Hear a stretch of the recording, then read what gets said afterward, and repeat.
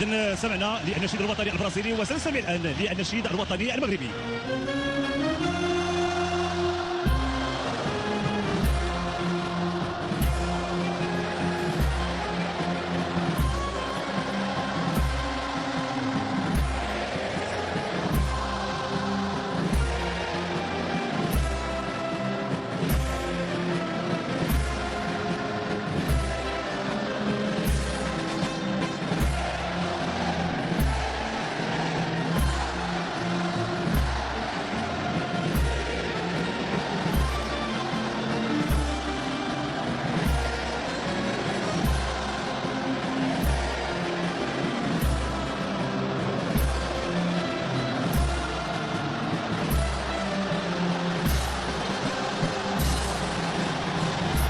بشعار الوطنيه قال لنا نديروها بسرعه. سنقدم تشكيله ديال المنتخبين. المنتخب الوطني المغربي يدخل المجموعه الثانيه. ياسين بونو في حراسه المرمى. باقي اللاعبين نصير مزراوي، نايف اكرد، العميد غانم سيس، اشرف حكيمي، عز الدين اولاحي، تواجد سفيان امرابط، بلال الخنوس ديال المنتخب البرازيلي.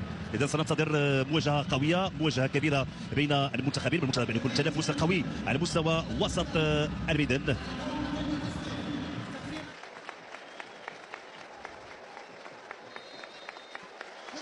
لما نقول بولي نقول أسطورة كرة القدم العالمية، اللاعب الذي قدم شيء كثير للمنتخب البرازيلي.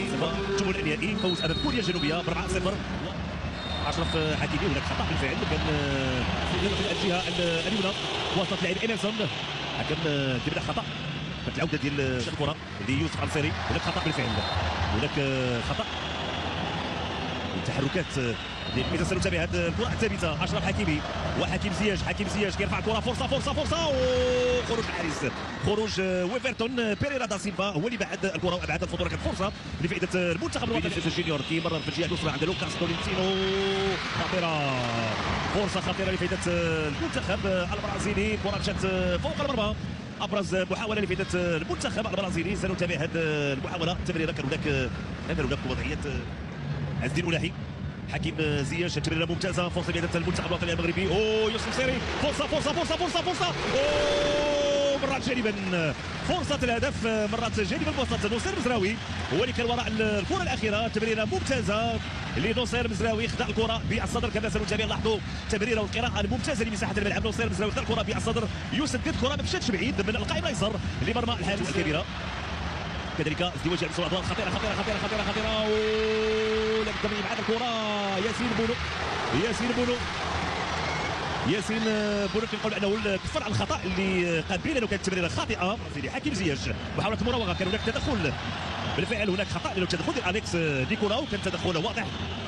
صعود غانم سيس، تواجد نايف اكرد، البحث عن ضربات الراسيه، لعبت كره دائريه، فرصه خروج 51% للمنتخب الوطني المغربي. كره طويله اشرف حكيمي، خروج ياسين بونو، خروج خاطئ والهدف.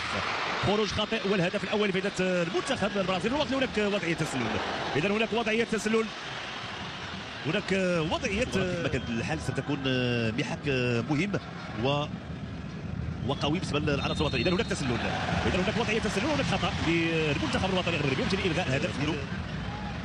ياسين بونو اللي تعتبر واحد من افضل الحراس على مستوى العالم. تابع المحاوله حكيم زياش، هناك خطا، كان هناك تدخل، محاوله بلال الخنوس ولكن استرجع الكره من طرف اللاعبين ديال المنتخب البرازيلي. تابع المحاوله وبوفال، فرصه وبوفال هدف اول لفائده المنتخب الوطني المغربي.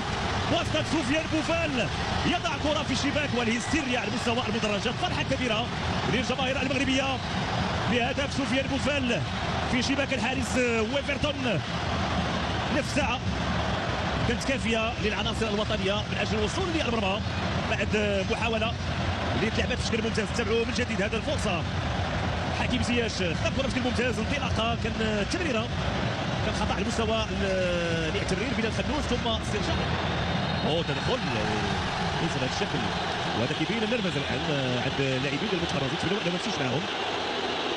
ما مشيوش معهم لان التدخل كان واضح، وبالتالي الحكم غادي يكون عنده القرار. جميله امكانيه التمرير. يوسف العنصري، تمريره، فرصه حكيم زياش، فرصه الهدف.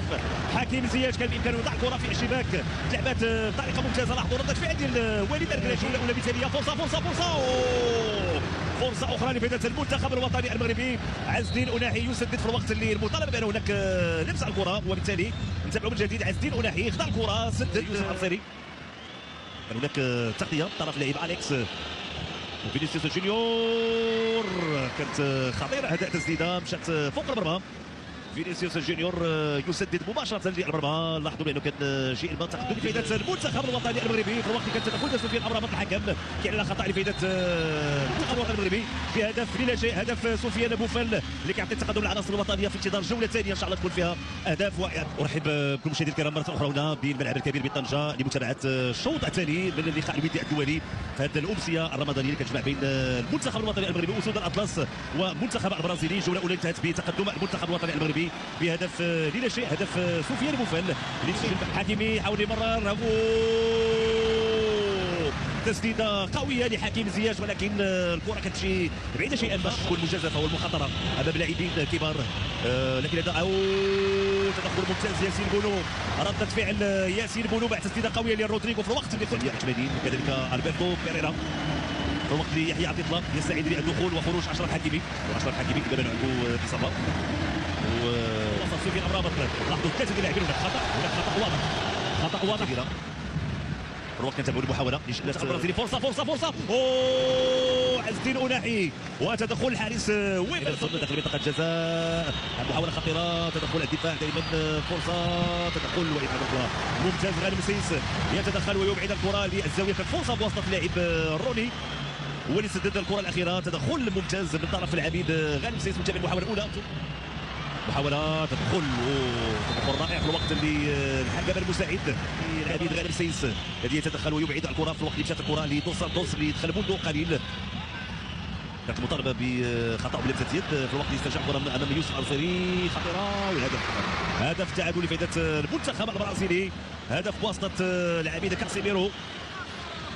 ياسين بونو كان بامكانه انه يحصل الكره، ولكن الكره كتجاوز ياسين بونو وتعانق الشباك. هدف اول لفائده المنتخب البرازيلي. فرحه ديال الجماهير كذلك البرازيليه الحاضره، وفرحه كبيره للاعبي المنتخب البرازيلي العوده في نتيجه هذه المباراه. سنتابع مره اخرى، كان خطا المستوى التمرير، استرجاع الكره من طرف لوكاس. كنتابعوا المحاوله اللي من خلالها فريق البرازيلي تمكن من تسجيل الهدف.